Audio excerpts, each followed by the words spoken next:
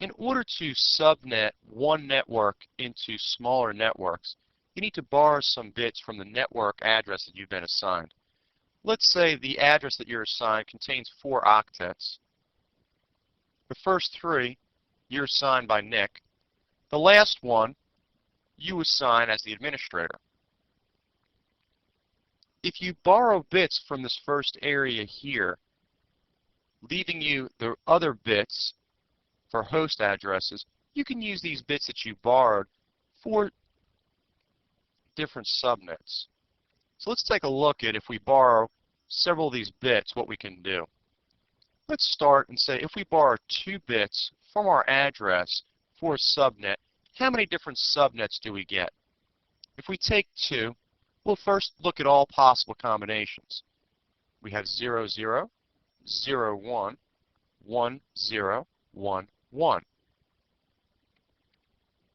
You'll notice that I have the words lost written by the item with all zeros and all ones. This is because you cannot use the all zeros or all ones. You're always going to lose 2, the bottom and the top. So what we have left in between is 0, 1, and then 1, 0. So if we borrow 2 bits, we have 2 usable subnets. Be careful with the term usable subnets versus subnets. If you happen to go for some type of Cisco testing, Cisco might ask you how many subnets do you have versus how many usable subnets. Microsoft doesn't differentiate. Typically, they'll say how many subnets do you have, or how many subnets can you use. In this case, you can have 2. Let's look at the possibilities if we borrow 3 bits. We borrow 3 bits off of our network address. So these 3 bits would be used to assign subnets. These 5 bits would be used to assign host addresses inside those subnets.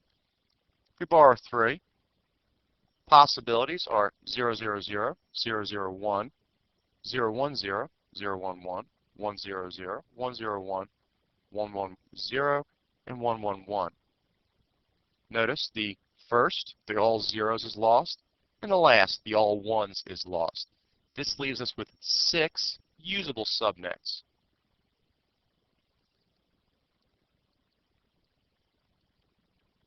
If we'd like to use a formula instead of writing everything out each time we use it, we have a formula that would be 2 raised to the number of bits borrowed minus 2. If we look at the parts of this formula, 2 is because we're dealing in binary. We have 2 choices, 0 or 1. The number of bits borrowed is going to be in relation to how wide you actually want your subnet to be. And then minus 2 because you always lose the bottom and the top range.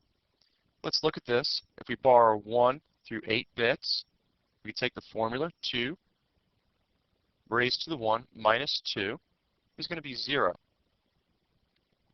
If we move up here, 2 raised to the 2 minus 2 is 2.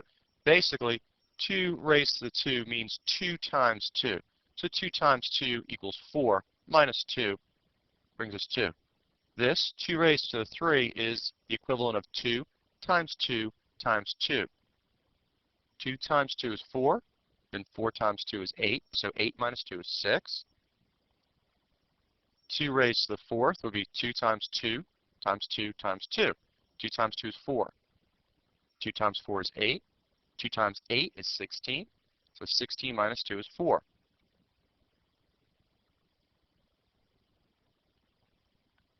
Let's look at an example. Borrow 1 bit. 2 raised to the 1 minus 2. 2 raised to the 1 power equals 2. 2 minus 2 equals 0. 2 bits, like I was saying before. 2 raised to the 2 power is 4 minus 2 equals 2. If we borrow 3 bits, we have 2 raised to the 3rd power minus 2. 2 raised to the 3 power is 8, or 2 times 2 times 2. 8 minus 2 is 6. If we borrow 4 bits, it's 2 raised to the 4 minus 2. for 2 raised to the 4 is 16, or 2 times 2 times 2 times 2. 16 minus 2 equals 14. What I'm going to ask you to do is to work through some calculations. If you go to the folder called Stuff and you print out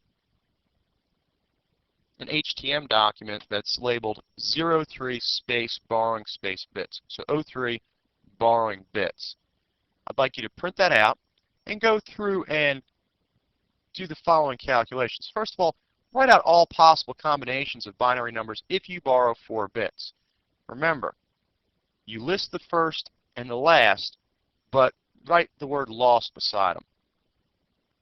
Do the same if you borrowed 5 bits. Then after you're done with that, use the formula that I just went through to calculate the number of bits for each of the following.